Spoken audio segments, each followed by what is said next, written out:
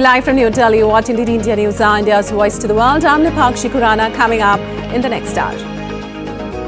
India's External Affairs Minister Dr. Jaishankar upbeat about India-US ties, says Trump administration prioritizing the bilateral relationship, building on old foundations.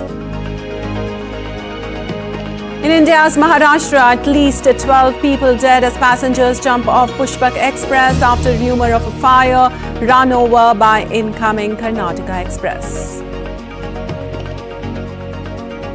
US Congress approves Trump's promised crackdown on criminal migrant suspect. Aircrafts and 1,500 ground troop support being readied for deployment along the southern border. Thousands evacuated as new fast-growing fire ignites near Los Angeles. Weathermen warn of strong winds and dry, low, humid conditions.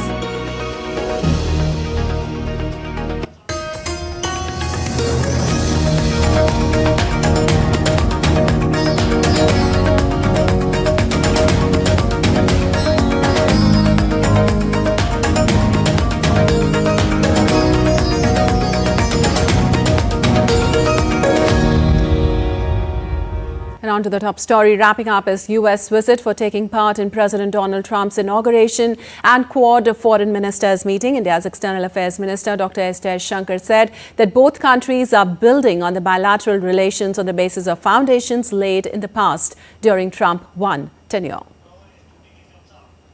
Trump administration was keen to have India present at the inaugural itself, and they're clearly prioritizing the bilateral relationship.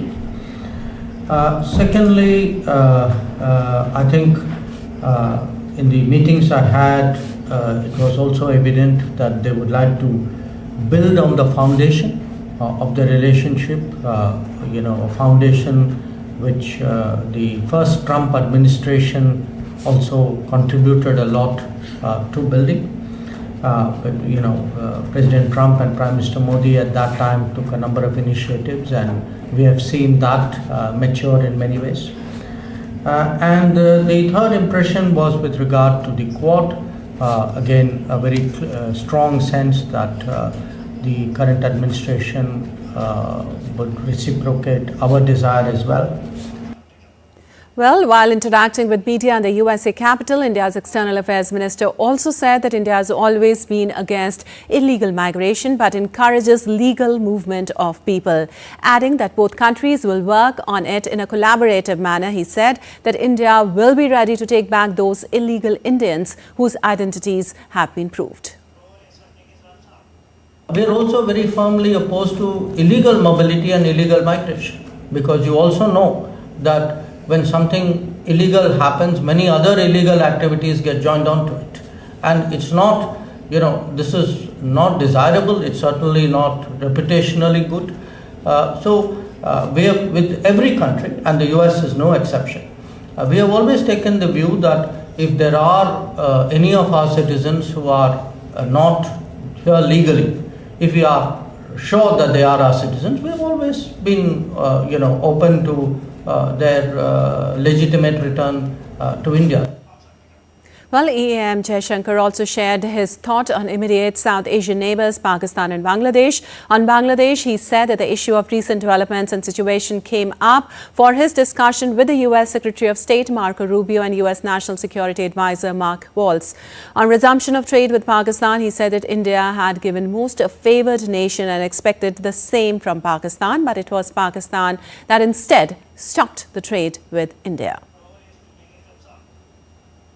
Trade हमने तो बंद नहीं किया, जो किया तो उनके प्रशासन ने जो 2019 में जो निर्णय लिए गए कि भारत के साथ व्यापार नहीं करना, वो उनके साइड से था। तो हमारा जो इस मुद्दा के बारे में हमारी जो चिंता जो थी, शुरू से हमारा हित था कि हमें MFN स्टेटस मिले, कि हम पाकिस्तान को MFN स्टेटस देते थे, वो हमको देते नहीं थे। तो आज पिछले साल के बाद ऐसी कोई पाकिस्तान के साथ बैठ के ऐसी कोई बात नहीं हुई व्यापार के बारे में, ना उनके यहाँ से कोई ऐसा इनिशिएटिव आया है। He also took a hard stand on arson attack on Consulate General of India in San Francisco on March 19, 2023 by a group of assailants who committed criminal trespass, damaged public property and attacked officials of the consulate. He said that accountability should be shown and those involved in the attack must be held responsible as it is a serious matter. And moving on, meanwhile, continuing with his high-profile meetings, clearly showing that the Trump administration is prioritizing the bilateral relationship, External Affairs Minister Dr. S. Jaishankar met Senator Mark Warner, who is the co-chair of the U.S. Senate India Caucus. Two leaders discussed ways to further strengthen the bilateral partnership. Earlier, Jaishankar met Secretary of State Marco Rubio and National Security Advisor Mike Waltz in Washington, D.C.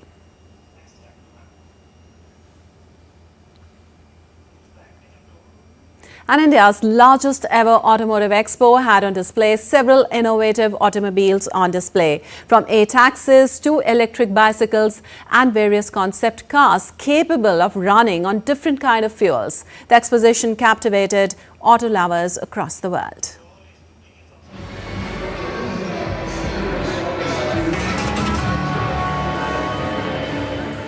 Bharat Mobility Expo 2025 became one of the largest auto shows in the world, garnering around 900,000 visitors. The Auto Expo saw a range of creative and innovative automobiles put on display from around the world. From air taxis to electric bicycles, the show had it all. One of the key attractions at the expo was Shunya, an air taxi, a concept vertical takeoff and landing vehicle built indigenously by Sarla Aviation, which aims at revolutionizing the way people travel. According to the founders of Shunya, the vehicle is planned for production phase by 2028 and can provide air taxi experience at the cost of a regular taxi, and is completely electric and can be charged fully in 25 minutes. What you see behind of me is a 6-seater with one pilot basically. It's a plane that vertically takes off and lands also basically. So it's completely electric. It's a 100% Indian company. What you see behind of me is a mass mobility what we are trying to create here, so that you guys are not stuck in the traffic basically. Another creative attraction at the expo was TVS EB1, a hybrid bicycle that can extend the range of cyclists by providing an extra push through an installed motor that runs on a chargeable battery. The motor can also make it easier and more convenient for cyclists to go much longer distances.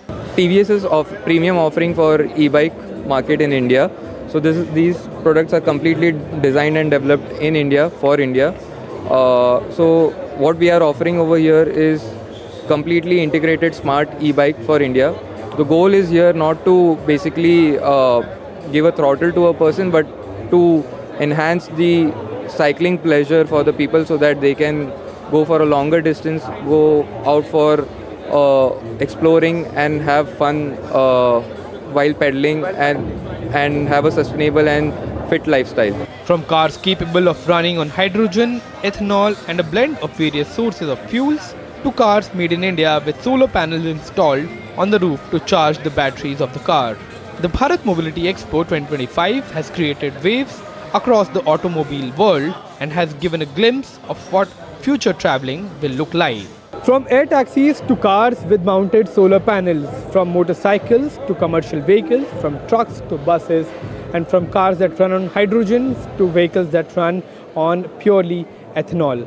The Bharat Mobility Exposition 2025 was one of the largest exposition of automotives ever to take place in the country, and this became a home to not just the present of automobile industry, but also gave a glimpse of what the future of the automobile industry will be looking like, not just in India but across the world.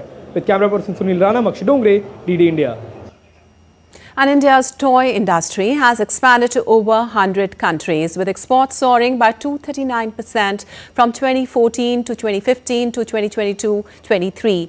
Government initiatives like the National Action Plan for Toys and quality controls have boosted manufacturing, reduced imports and promoted indigenous toys. Efforts aim to position India as a global toy manufacturing hub. Take a look.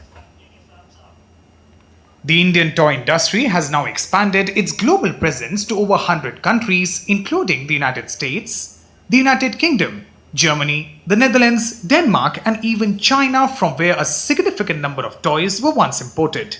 According to industry estimate, from 2014 to 2015 to 2022-23, India's exports of toys, games, and sports equipment increased by 239%, while imports saw a 52% decline. Government efforts have helped create a more favorable manufacturing ecosystem for the Indian toy industry.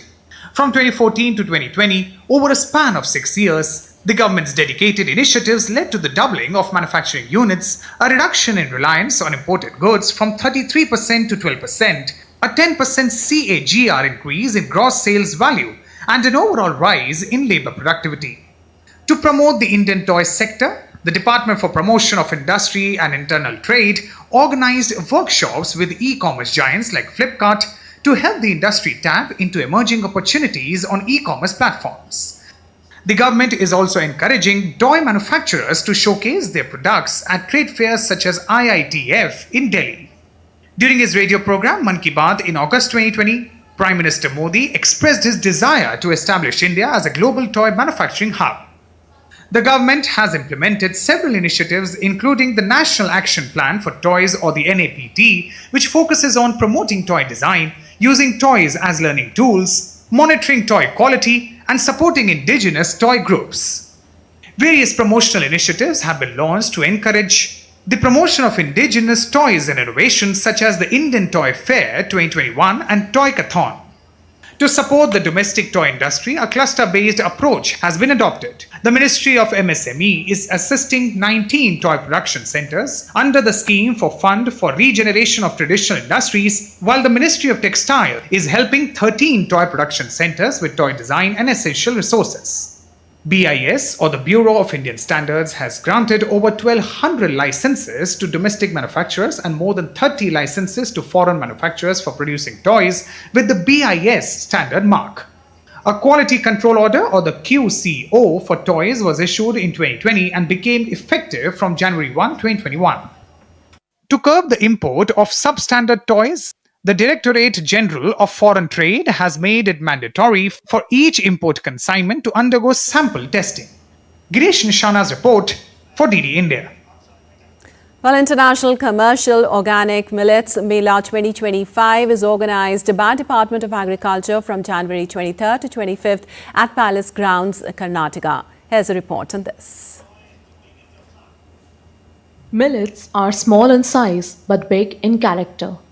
Millets are called cereals because of the huge amount of sugar they contain. These are ancient grains and occupy an important place in our diet. Millet, corn, saje, nawane, same, haraka, baragu, kurale, and udalu are also called as grains or new grains. These grains are disappearing from us in recent times, and to give it a boost, the central and state governments have started promoting millets agriculture as a good alternative practice every year.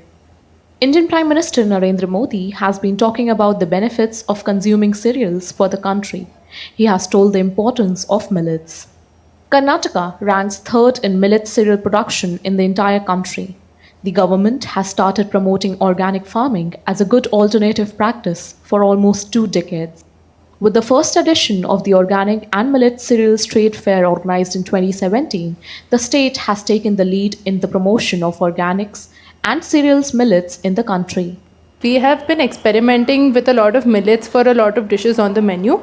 We have experimented in showcasing millets for all the international cuisines that are available. I definitely feel like raising awareness about such native Indian grains is very necessary for the overall health of our country. Today I'll be speaking about desserts that we have, showcasing multiple millet desserts that we have in sorghum with fruit tarts as well, where we're trying to showcase in a much better way to healthy options. We also have done a lot of research on innovative products used where we have substituted the base cereal with millets. All the food that we have made here is all made of millets. So it's an alternative of whatever you use in your daily life, like suppose like brownies. So we have converted brownies into a healthier version by using ragi into it.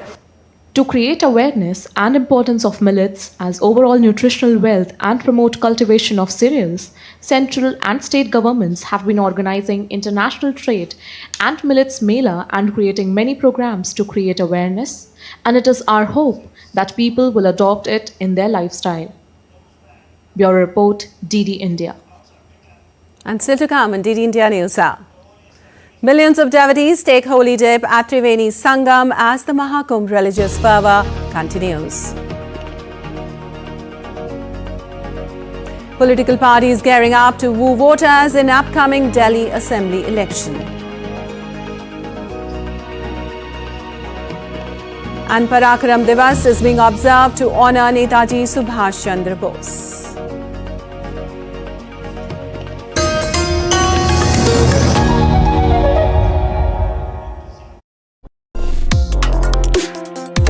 Complex issues, hidden agendas, twists and turns, strategic games. We think all dots are linked, we just need to connect them. Join me every week as I connect the dots to unravel hidden designs in statecraft, mysteries, and decode issues that matter to you. Watch Connecting the Dots with me at these times on DD India.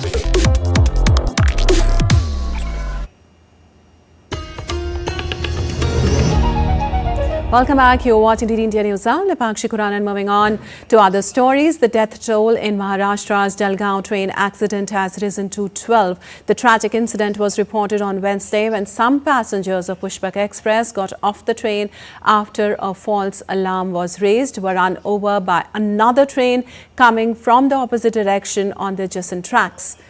Maharashtra Chief Minister Devendra Fadnavis informed that the district administration is working in coordination with the railway administration and immediate arrangements are being made for the treatment of the injured. Chief Minister had also announced ₹5 lakh ex gratia for next kin of deceased. Well, Railway Minister Ashwini Vaishnaw has expressed a deep grief over Jalgaon train accident. He's collected complete information from Railway Board Chief and other officials. He's also directed them for the adequate medical treatment of the injured. He's also expressed condolences to the deceased. Expressing grief over the loss of lives in the tragic incident, President on X said, and I quote, "The news of the death of many passengers in the railway track accident in Jalgaon, Maharashtra is extremely painful. I express my deepest condolences to the bereaved families. I pray to God that all the injured passengers recover soon," unquote. Prime Minister Narendra Modi on X wrote, and I quote, "Anguished by the tragic accident on the railway tracks in Jalgaon, Maharashtra, I extend my heartfelt condolences to the bereaved families and pray for the speedy recovery for all the injured. Authorities are providing all possible assistance to those affected," unquote. And updates now on Delhi Assembly polls. The run-up to the Assembly elections scheduled to be held on 5th of February has seen political parties leaving no stones unturned to woo the voters and gain a leg up against their rivals. While welfare measures are seen as the biggest factor behind the ruling Aam Aadmi Party's victory in the national capital in the last two elections, other political parties have also lined up several promises that mirror the schemes. Bharatiya Janata Party President JP Nadda to hold rallies in the national capital, while Uttar Pradesh Chief Minister and BJP leader Yogi Adityanath will kickstart his election campaigning in the Union Territory. And the Republic Day Parade 2025 promises to be a grand showcase of India's cultural diversity and military strength, with a special emphasis on commemorating 75 years since the enactment of the Constitution and the theme of Jan Bhagidari. 15 states of India and 10 departments of the Government of India will be showcasing their culture, folk dances and achievements this year on the 76th Republic Day.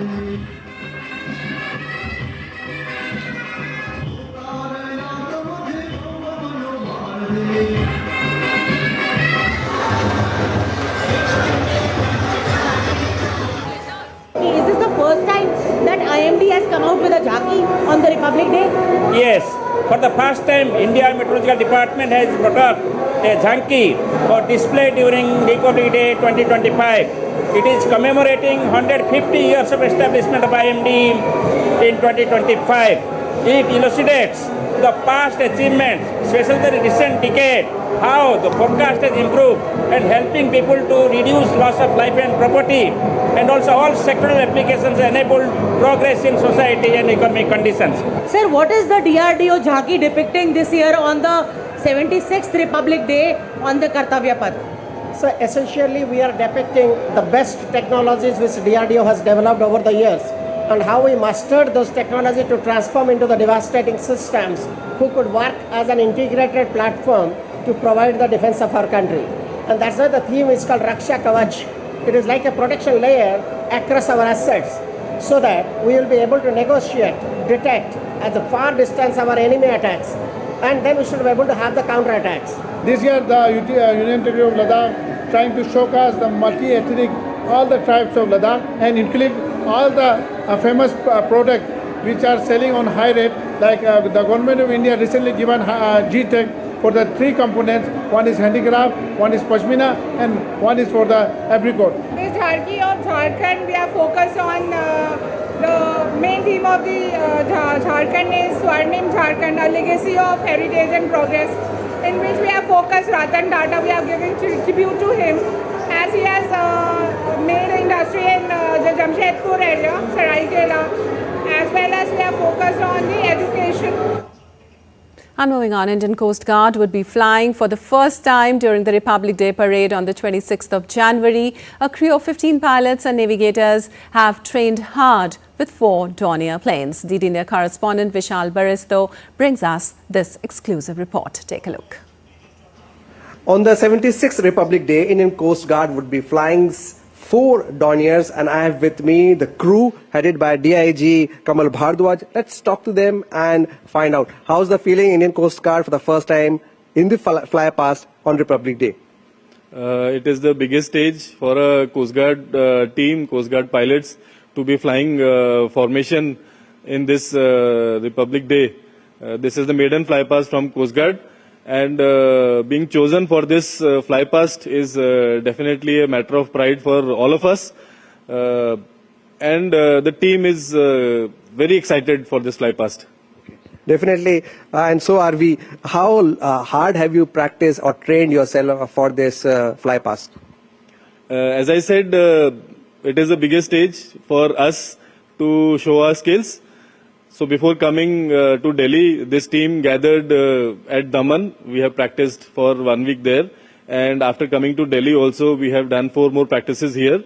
And before the final run on 26, we have 1 more practice to go. Okay. One final question. When you talk about a Dornier aircraft, what is so special about this aircraft? Dornier is a twin-engine transport aircraft. For Coast Guard, we have different sensors, additional sensors and equipments that we use to carry out our charter of duties for Coast Guard. This aircraft is very versatile. On daily basis, this aircraft is used for sea-air coordinated operations. All major operations in Coast Guard, Dornier has been part of it. The Indian Coast Guard, they are always making us proud, and the crew is all set for the fly past on 26 January. With cameraman Vinay Tiwari in Delhi, this is Vishal Baristo for DD India. And now to all the latest from the Maha Kumbh, the largest gathering of humans on the planet.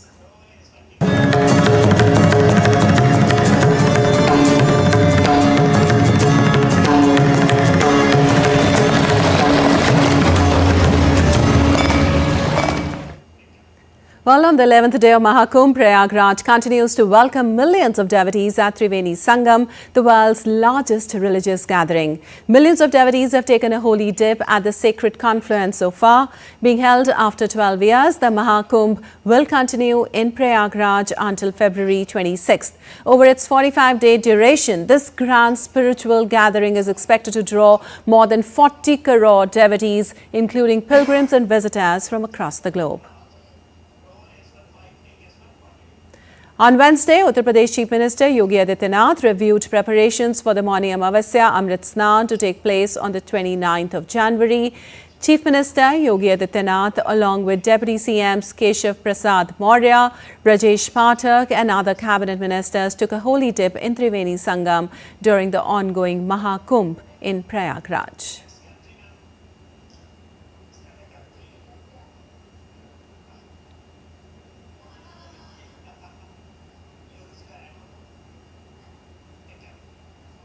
Well, also the young generation can be seen enjoying the festival of Maha Kumbh as they immerse themselves in the evolving concept of spiritualism and divinity. Well, now let's take a look at this report to know what exactly is attracting the Gen Z to the Mega Kumbh festival. Take a look.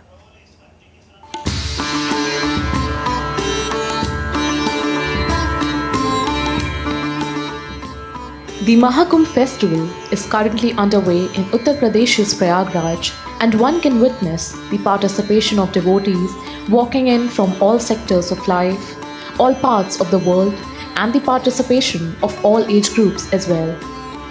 And interestingly, the Gen Z are feeling a greater and divine connect with the once in 144 years event that brings them here to take the holy dip. So many youngsters and many people have come here from across the country, and they are really enjoying the facilities being provided at the Arel Ghat. Have you taken the holy snan? Yes, we have taken the holy snan from here. Yes. And when we talk about the arrangements here, are you finding it? Everything is very well managed, and we enjoy a lot here.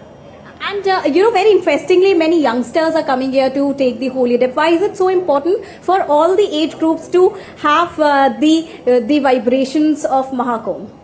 Because of the new generation are known about our culture, and it is come from the 144 years ago. So many people have come here to know what the reason 144 reason कि हम लोग यहाँ पे क्यों आ रहे हैं, इसलिए यहाँ पे. Have you taken the holy snan? Yes. You enjoyed it? And also when we talk about the importance of holy snan, any message that you would like to give to the Gen Z here? Everyone please come and take here for bath. They've come all the way from Mumbai to take the holy snan, and they really enjoyed it. With camera person Shiv Suman, this is Deepika.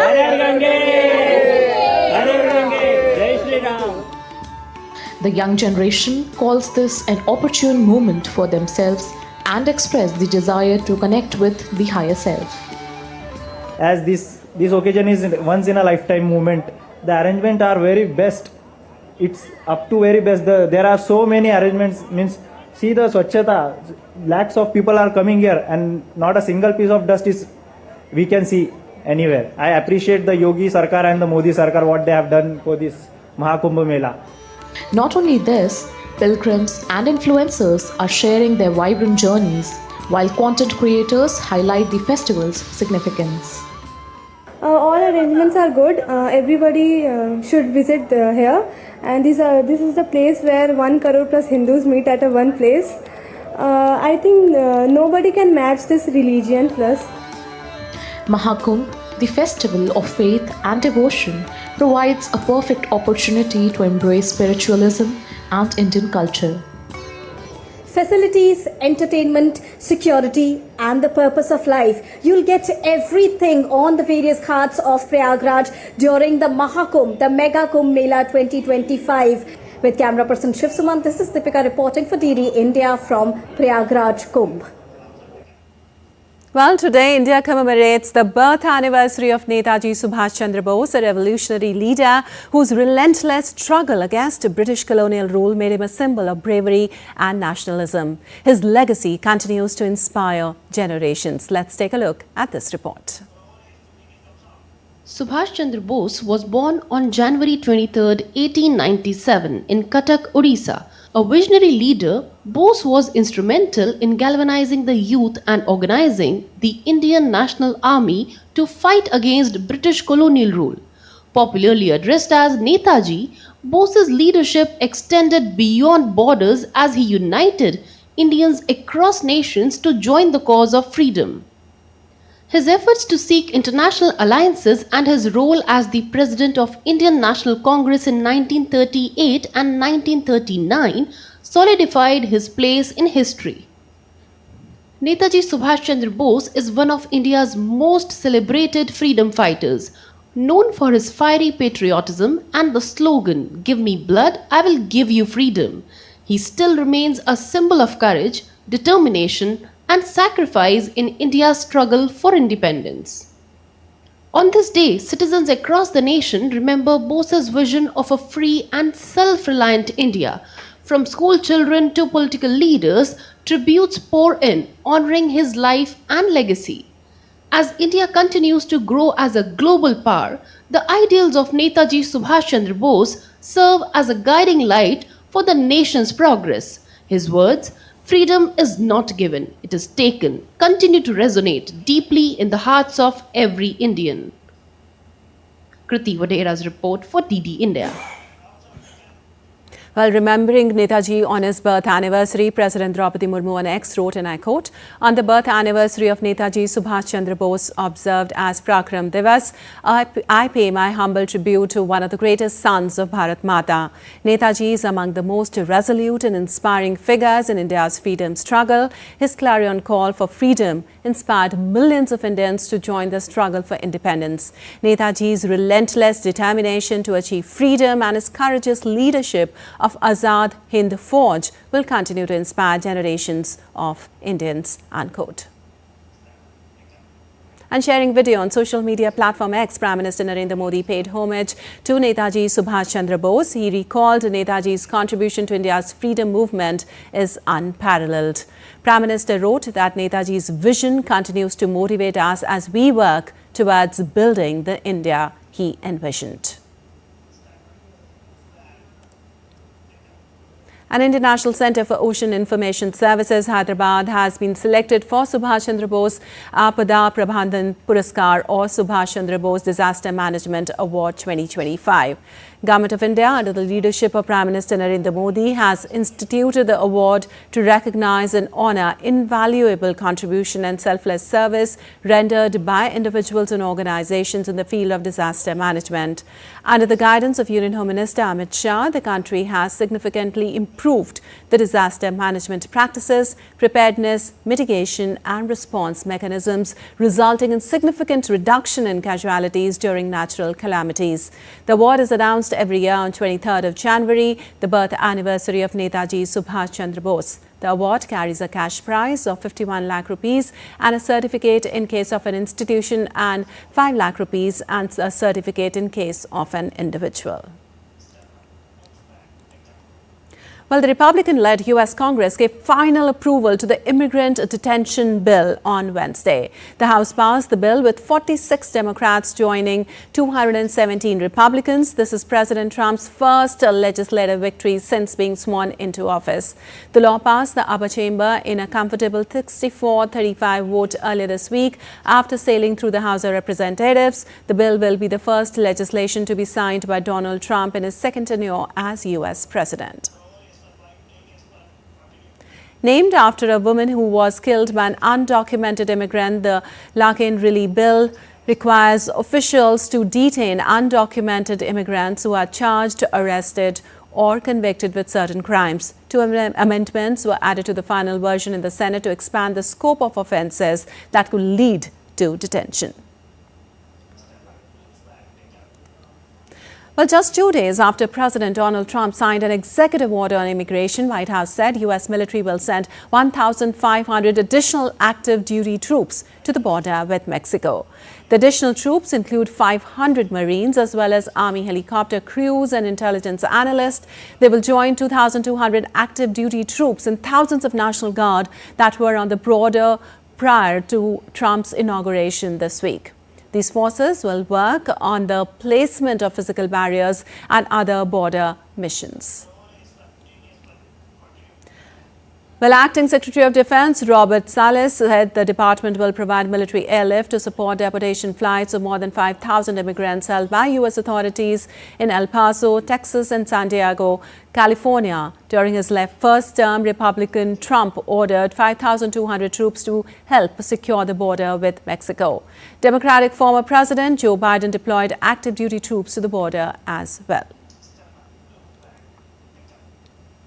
And after Trump's crackdown on migrant entry to the U.S., hundreds of migrants now queued outside the government offices in northern Mexico with an aim to seek asylum in the North American nation. Amid fears of kidnapping and extortion, migrants say if there is no option to go to the United States, they'll stay in Mexico if they get the permission. Also, U.S. Secretary of State Marco Rubio spoke with Israeli Prime Minister Benjamin Netanyahu on Wednesday to reiterate Washington's support for its ally, and the two also discussed Iran and Israeli hostages in Gaza. The call was Rubio's first with Israel since the administration of Republican President Donald Trump took office on Monday. Trump and his predecessor, former President Joe Biden, have both been supporters of Israel during its wars in Gaza and Lebanon. The State Department said in a statement that Rubio underscored that maintaining the United States' steadfast support for Israel is a top priority for Trump. Rubio told Netanyahu that Washington will continue to work tirelessly to help free the remaining hostages in Gaza. And Colombian President Gustavo Petro arrived in Haiti's southeastern city of Jacmel on Wednesday in a rare visit by a foreign head of state as Haiti endures an extended conflict with armed gangs. Petro had a layover in the Dominican Republic, skirting Haiti's embattled capital, where several shootings against diplomatic vehicles were reported just this week. He met with the top Haitian government officials, including Leslie Voltaire, who holds the Transitional Presidential Council's rotating presidency, in an engagement intended to strengthen bilateral ties. Voltaire said he wants to foment closer relations with South American nations in a bid to shore up security support as a UN-backed security mission fails to hold off the advances of the country's gangs. And Colombia's Attorney General's office on Wednesday reissued arrest warrants for leaders of the National Liberation Army rebels who had been participating in peace talks as forced displacement caused by ELN attacks rose to 32,000 people. A sharp uptick in violence over the past week in the Catatumbo region has thrown an already fraught effort by President Gustavo Petro to end 6 decades of crisis and cause the most pronounced humanitarian catastrophe in Colombia in recent years. Meanwhile, United Nations Chief Antonio Guterres warned in a report on Wednesday that Haiti's capital could become overrun by criminal gangs if the international community does not step up aid to a UN-backed security mission there. Guterres said more money, equipment and personnel are needed for the Kenya-led international force. Haiti's Foreign Minister Jean-Victor Havel Jean-Baptiste, speaking at a meeting of the UN Security Council, said that the country faced major difficulties that threaten not just the population but also the very survival of the state.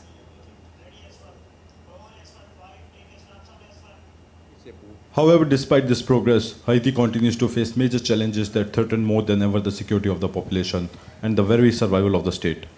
Armed gang violence, marked by massacres, kidnappings, and systematic human rights violations, continues to be an existential form of violence. Well, the Venezuelan government has begun its first military and police exercises of the year with the aim of ensuring order and peace in the country. Some 150,000 military and police officers participate in exercises called by Venezuelan President Nicolas Maduro days after his swearing in for a third term in office amid allegations of electoral fraud. Maduro said that the operation seeks to increase order and eternal peace in the country, as well as to have full control over groups generating violence. The exercises, called Bolivarian Shield 2025, 150,000 soldiers are participating in 290 strategic operations and will conclude on Thursday. Well, Ireland's incoming and outgoing Prime Ministers slammed the Irish Parliament's failure to formally elect Michelle Martin as the country's new leader. This comes amid chaotic scenes after opposition parties blocked the vote in protest at procedural speaking rights. Martin tells media what we witnessed today was the subversion of the Irish constitution. The Parliament was forced to adjourn until Thursday after the Speaker twice suspended the session. Martin was scheduled to be appointed as Prime Minister for the second time ahead of a vote in the Irish Parliament. Martin, whose centre-right Fianna Fáil won the most seats at the general election in November, previously served as Prime Minister between 2020 and 2022. And moving on, South Korea's anti-corruption agency that is leading a criminal investigation into impeached President Yoon Suk-yeol's short-lived attempt to declare martial law said on Thursday it will transfer the case to the prosecutor's office for an indictment. The Corruption Investigation Office for high-ranking officials would request that prosecutors indict Yoon over allegations he was the ringleader of an insurrection for abuse of his authority and obstructing others from exercising their rights. Yoon has been incarcerated since last week as the investigators examined his attempt to impose martial law on December 3rd. The CIO was launched in 2021 as an independent anti-graft agency to investigate high-ranking officials, including the president and their family members. An Albanian Prime Minister, Edi Rama, who in December announced a year-long ban on TikTok, said this week he had held open and constructive talks with a social media platform. But following discussion with Christine Grahan, one of TikTok's top officials in Europe suggested a change of policy was possible. The blocking of the controversial social network came less than a month after a 14-year-old student was killed and another injured in a fight near a school in Tirana. The fight had developed from an online confrontation on social media. The killing sparked a debate in the country among parents, psychologists and educational institutions about the impact of social networks on young people. Prime Minister Rama's apparent about turn came 2 days after US President Donald Trump signed a decree suspending for 75 days a ban on TikTok, whose owners have been ordered by the US Congress to sell the platform or see it definitely barred from the country. Well, South Sudan ordered internet providers to block social media platforms, including Facebook and TikTok, following violent protests over the deaths of its citizens last week. Demonstrations erupted in the capital, Juba, last week over reports that clashes in neighboring Sudan had killed 29 South Sudanese, but turned violent with people looting Sudanese-owned businesses. Anger spread across the impoverished nation, with officers opening fire to disperse crowds and later detaining hundreds of looters. Although the situation appeared to have calmed over the weekend, the curfew officially remained in place. While TikTok still could not be downloaded from the Apple and Google app stores in the United States on Wednesday, as fans anxiously await the return. 4 days after TikTok accounts went dark and then were quickly revived, the users who deleted the app were anxiously checking iPhone and Android devices to find it's still available to be downloaded again.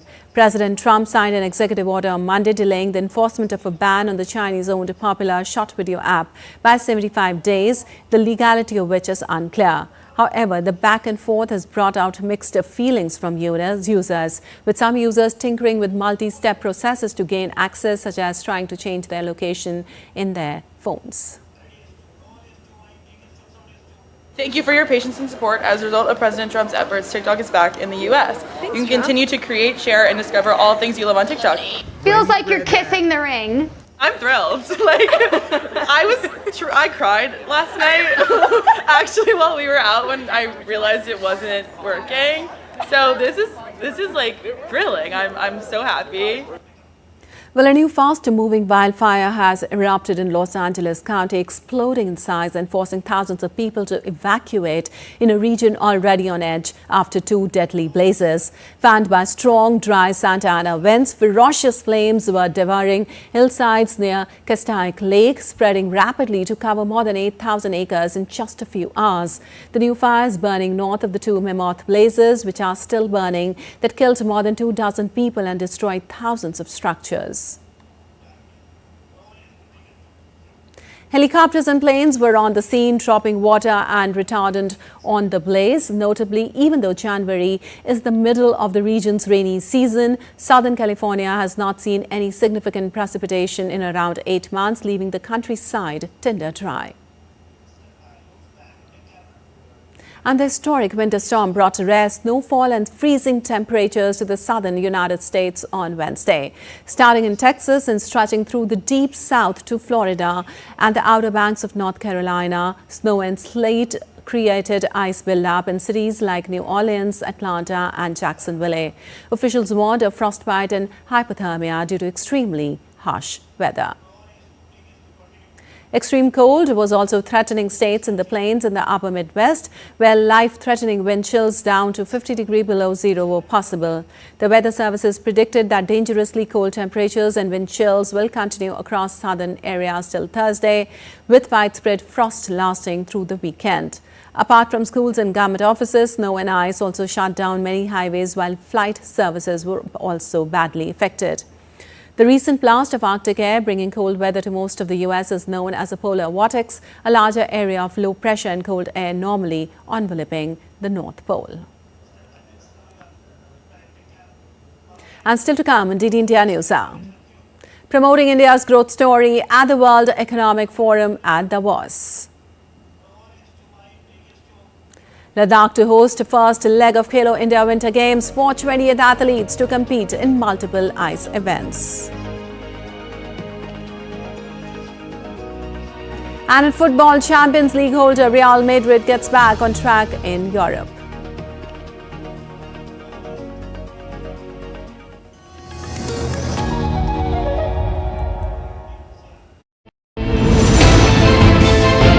Geopolitics and trade deals.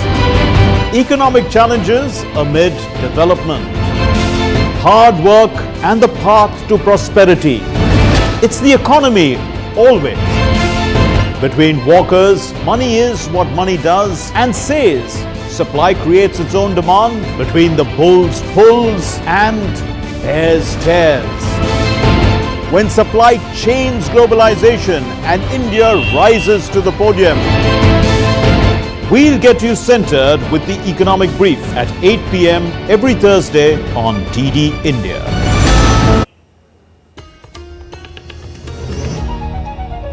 Welcome back. You're watching DD India News. I'm Lipakshi Khurana, and time now for the stories from the World Economic Forum in Davos. The annual meeting at Davos presents itself as a place where the world's political, business and financial leaders meet to solve big problems. Cutting across party lines, all Indian ministers, chief ministers and other state ministers spoke in one voice to promote India's growth story at Davos, as India has sent its largest ever delegation to the event. Even when they otherwise compete with each other for investments and other resources, the leaders spoke in unison, putting aside the competitive mindset. India Pavilion features 8 states, each seeking investment opportunities from executives of companies worldwide. India's Railway Minister Ashwini Vaishnaw represented India's vision at the World Economic Forum 2025 in Davos, highlighting the global interest in Made in India products and emphasizing India's efforts to align with global best practices, guided by Prime Minister Modi's vision to make India a global manufacturing hub. Andhra Pradesh Chief Minister N. Chandrababu Naidu lauded Prime Minister Narendra Modi's leadership and stressed the need for everyone to work together to achieve double-digit growth for the country. The brand of India has been reinforced. Under Honorable Prime Minister's leadership, India is very strong, well recognized by global community, global investors and all countries. That is the message. This Davos is giving some, not agenda, some ideas for the global community. All ideas already we are implementing. So we have to reinforce our execution. Well, Andhra Pradesh Minister Nara Lokesh elaborated on the wide range of projects launched in his state and said that strong states make strong nations. We are building one of India's largest steel plant in the state of Andhra Pradesh. We're going to build one of the largest data centers in the state of Andhra Pradesh. TCS is building its new campus in the state of Andhra Pradesh. BPCL is doing its refinery in the state of Andhra Pradesh. NTPC is doing its green hydrogen project, first of its kind in India, in the state of Andhra Pradesh. But what you saw today is a very clear mandate. Strong states make strong nation, and India first is going to be a strategy here at Davos. Well, various other international issues were also discussed in Davos. During one of the conversations, Syria's Foreign Minister Assad al-Shaybani said that the Syrian people shouldn't be punished for sanctions imposed during the rule of ousted President Bashar al-Assad. Of his sanctions, now he's in Moscow. And if they want to punish him, he's in Moscow now, Bashar al-Assad. And the Syrian people shouldn't be punished. These sanctions were put on Syria because of the victims. And the victims now in the government. Well, Moldova's Prime Minister Dorin Richan is also attending World Economic Forum in Davos. In an interview, Richan accused Russia of trying to create instability in Moldova. He also said that the international community is ready to offer gas to end the energy crisis in Transnistria, but that a solution hinges on Russia withdrawing its troops from the separatist region. Territory that is not controlled by Moldova, by the constitutional authorities, by Russia, the gas crisis is there and the energy crisis is there. But this gas and energy crisis altogether in the Transnistrian region is meant to create a security crisis. The alternative is for the Russia, for Gazprom, to honor its contract for gas delivery that they stopped on January 1st, 2025. Well, artist Sok Wen Chung presented Spectral Oscillation 2 at the World Economic Forum in Davos, a groundbreaking project that explores the relationship between artificial intelligence, robotics and human biofeedback in creative processes. The project delves into the future of traditional art forms like mark making, raising questions about how technology will influence and reshape human creativity.